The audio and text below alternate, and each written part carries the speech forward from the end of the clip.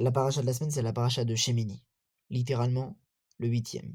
Le huitième jour qui est le jour de l'inauguration du Mishkan, ce même jour où le peuple juif atteint un niveau de joie qu'il n'avait jamais atteint jusqu'auparavant, maintenant dans la réalisation en fin de compte, enfin de ce même temple parmi eux, enfin maintenant Dieu peut résider parmi eux. Ce même jour se passe un événement tragique, dramatique.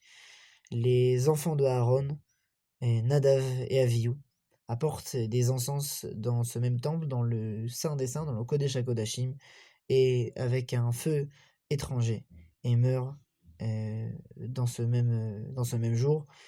Et cela se retrouve dans le passouk suivant.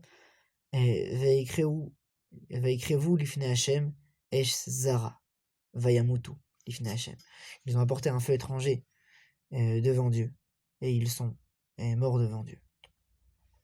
Cette erreur des fils d'Aaron, cet événement qui justement se passe au même moment de l'apogée de la joie du peuple juif à cette période-là, et peut-être de manière générale, on le traduit souvent comme l'apogée aussi de toutes les générations du peuple juif qui se retrouvent au travers de l'inauguration du Mishkan et par la suite du temple, qui est l'idéal de toute la Torah, à savoir de faire résider dans le monde des hommes, dans le monde matériel, dans la société humaine, juive, Dieu parmi eux.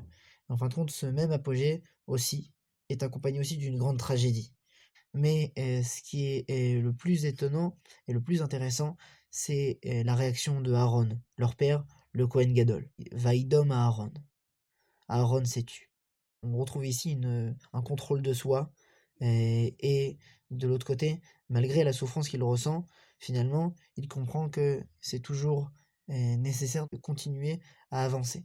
Ici, la réaction d'Aaron, elle nous permet de comprendre qu'il y a des choses qu'on ne comprend pas, et des choses qui sont parfois imperceptibles, et on retrouve ça donc dans cette même semaine.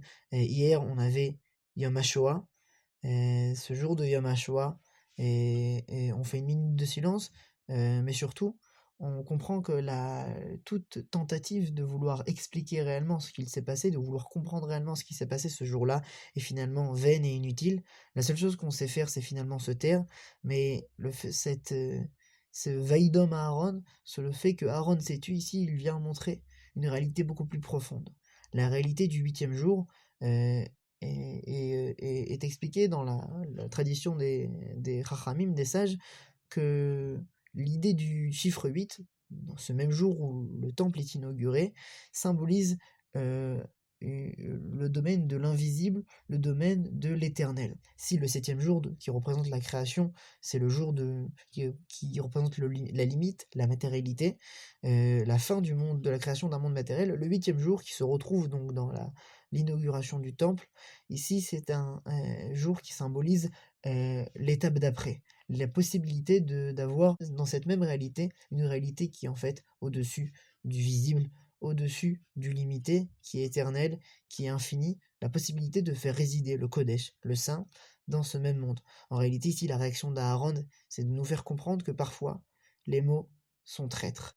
Parfois, les mots viennent trahir une idée qui est tellement grande, tellement éternelle, tellement invisible et tellement profonde, que ces mots, en fait, viendront trahir cette même idée.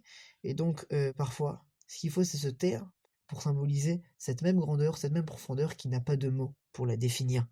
La souffrance, la perte de la grande majorité du peuple juif durant la Shoah nous permet finalement maintenant de faire cette introspection, de comprendre qu'il y a des choses qu'on ne comprend pas, de comprendre qu'il y a des choses qui sont profondes, qui ont une dimension qui est éternelle, mais que nous, on n'est pas capable de la comprendre, et que la seule réaction qu'on peut faire, c'est finalement de se taire. En fin de compte, on retrouve dans ces mêmes survivants de la Shoah, et ils ont continué finalement à avancer.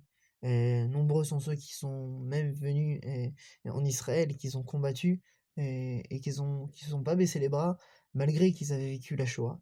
Et ben, malgré tout ce qu'ils ont vécu, ils ont refondé des familles. Devant cette situation qu'ils avaient vécue, l'enfer des camps, l'enfer de la Shoah, finalement ce qu'ils ont fait, c'est se taire. et continuer leur chemin et de continuer à reconstruire. Shemini, c'est donc la paracha de l'invisible, la paracha de l'éternel. Elle mêle grande joie et grande tristesse ensemble. Elle nous aide donc à comprendre qu'il y a des événements, des choses qui parfois n'ont pas de mots pour les décrire, mais elles n'en sont pas moins profondes, pas moins réelles.